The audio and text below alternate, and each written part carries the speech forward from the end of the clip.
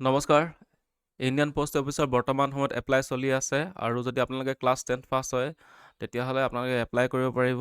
Salary আপটো থাকিব আপোনালোকৰ 29,380 rupees. তো এইটো মানে হাইষ্ট চেলেৰী হয় আৰু লাষ্ট ডেট হৈছে আপোনালোকৰ 16 তাৰিখ ফেব্ৰুৱাৰী মাহৰ, অহা 16 তাৰিখ। আজি 12 তাৰিখ, অহা 16 তাৰিখলৈকে ডেট আছে। আৰু আপোনালোকে যদি ৰেজিষ্ট্ৰেশ্যন কৰা নাই এতিয়ালৈকে, আপোনালোকৰ ৰেজিষ্ট্ৰেশ্যন ডেট আছে 14 তাৰিখ। তো আমি গোটেই নৰ্থ ইষ্টখন চাই লওঁ।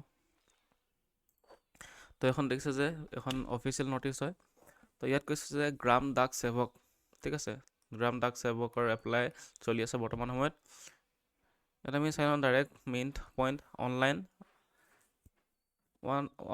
ওৱান টাইম ৰেজিষ্ট্ৰেশ্যন আপোনালোকৰ আছে 14 তাৰিখলৈকে লাষ্ট ডেট, ঠিক আছে। আজি 12 তাৰিখ, কালিকে 13, পৰহিলৈ 14, পৰহিলৈকে কৰিব পাৰিব।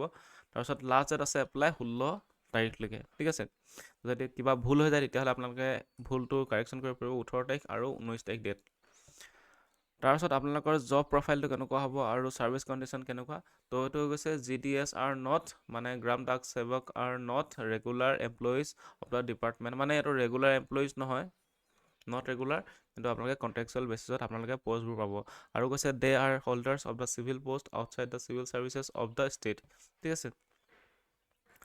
তো এইটো হৈ গ'ল। এতিয়া আমি চাওঁ যে BPM মানে হৈ গৈছে দুটা পষ্ট আছে, এটা BPM আৰু এটা হৈ গৈছে ABPM আৰু এটা হৈ গৈছে ডাক সেৱক। তো কোনে কিমানকৈ চেলেৰি পাব? BPM সকলে যোনটো ব্ৰাঞ্চ পষ্ট মাষ্টাৰ তেওঁলোকে পাব 12,000 পৰা ষ্টাৰ্ট আৰু হাইষ্ট চেলেৰি হ'ব 29,380। আৰু ABPM অৰ্থাৎ এছিষ্টেণ্ট ব্ৰাঞ্চ পষ্ট মাষ্টাৰ আৰু গ্ৰাম ডাক সেৱক তেওঁলোকে পাব কিমান? 10,000 পৰা 24,470 টকা। তো এলিজিবিলিটি যদি ক্ৰাইটেৰিয়া আমি চাব যাওঁ,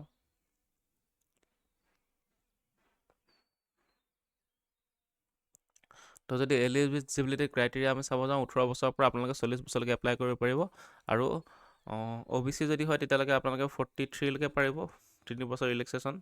তাৰপিছত SC ST 5 বছৰ, মানে 45লৈকে। আৰু তাৰ ভিতৰত যদি ইকনমিকেল যদি উইকাৰ ছেকশ্যন তেওঁলোকৰ কোনো ধৰণৰ নাই ৰিলেক্সেশ্যন, তেওঁলোকে 40 বছৰলৈকে পাৰিব।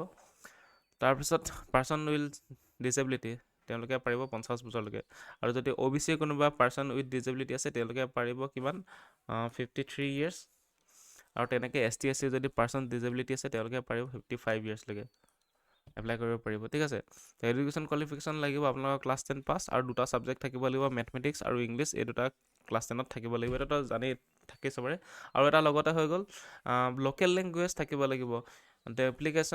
The applicant should have studied local language at least up to class 10 standard from a recognized board, মানে ক্লাছ 10লৈকে লোকেল লেংগুৱেজটো পঢ়া হ'ব লাগিব, মানে ঠিক আছে।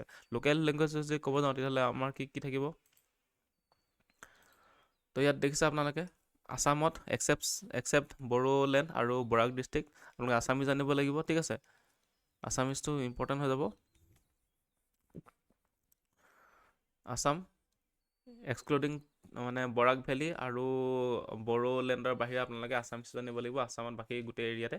তাৰপিছত বাকী বৰাক ডিষ্ট্ৰিক্টত আপোনালোকে জানিব লাগিব বেংগলীটো, অঁ।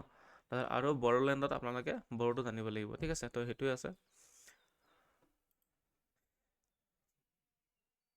ইয়াৰ বাহিৰেও আপোনালোকে কি কোৱালিফিকেশ্যন, আদাৰ কোৱালিফিকেশ্যন আপোনালোকে কম্পিউটাৰ নলেজ জানিব লাগিব, নহ'লে তাৰপিছত হ'ব আপোনালোকে নিজে চাইক্লিং নহ'লে স্কুটি বাইক যদি আছে তেতিয়াহ'লে সেইটো থাকিলে ভাল।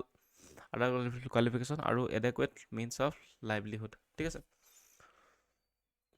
তাৰপিছত এইটো হৈ গ'ল। ইয়াৰ হোৱাৰ পিছত আমাৰ কি চাব লাগে এতিয়া?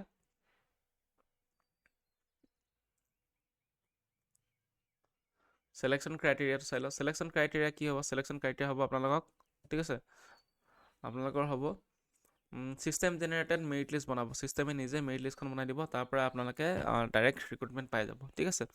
বেলেগকৈ বনোৱা নহয়। আপোনালোকে যদি ক্লাছ 10ত অলপমান যদি ভাল মাৰ্কছ আছে তেতিয়ালৈকে আপোনালোকে এইটো পাবই, মানে চিয়'ৰ আছে, ঠিক আছে। তো সেইটোৱে। আৰু এতিয়া ফিজটো আছিলে, ফি পে'মেণ্টটো যদি ক'ব যাওঁ তেতিয়াহ'লে বেছি ফিজ পে'মেণ্ট নহয়, ঠিক আছে। ফিজ পে'মেণ্টটো এইটো দেখিছে যে ফিজটো হৈ গৈছে 100 ৰুপিজ, ঠিক আছে। আৰু যদি আপোনালোকে তাতে ST SC তাৰপিছত যদি female candidate, all female candidate দেই, আৰু যদি ট্ৰান্স ওমেনো যদি হয় আৰু লগতে PWBD, তো গতিকে আপোনালোকৰ নীল পইচা দিব নালাগে, ঠিক আছে। আৰু বাকী যদি কেনেবাকৈ জেনেৰেল হয় আৰু OBC হয় তেতিয়ালৈকে আপোনালোকে 100 ৰুপিজ এপ্লাই কৰিব লাগিব, 100 ৰুপিজ দিব লাগিব। তো এইখিনি আছিলে। বাকী এতিয়া আমি চাই লওঁ চাৰ্কেলত কিমান পষ্ট আছিলে, ঠিক আছে। তো এইটো আপোনালোকে দেখিছে যে আছাম চাৰ্কেল, মই দেখাই আছোঁ অলপ ভালকৈ। এইটো আছাম চাৰ্কেল, তিনিটা আছাম চাৰ্কেলত মানে যোনখিনি অসমীয়া লেংগুৱেজৰ কাৰণে কিমানটা আছে, 511, 511। তাৰপিছত বেংগলী লেংগুৱেজৰ আছে টোটেল কিমান, বৰাক ভেলী 106, আৰু যদি বড়োলেণ্ডত 22, মানে টোটেল অসমৰ কিমান পষ্ট আছে, টোটেল 639টা পষ্ট টোটেল অসমত আছে, ঠিক আছে। অসম চাৰ্কেলত ইমানকেইটা পষ্ট আছে, বহুত বেছি পষ্ট আছে, ঠিক আছে। আপোনালোকে যদি অলপমান ভাল মাৰ্কছ আছে আপোনালোকে পাই যাব ডাইৰেক্ট, মানে চিন্তাই কৰিব নালাগে। তো সেইটোৱে কথা। তো এতিয়ালৈকে যোনে বৰ্তমান সময়লৈকে এপ্লাই কৰা নাই তেওঁলোকে এপ্লাই কৰি দিয়ক, এপ্লাই চলি আছে। আজিলৈ ইমানতে সামৰিছোঁ, ধন্যবাদ।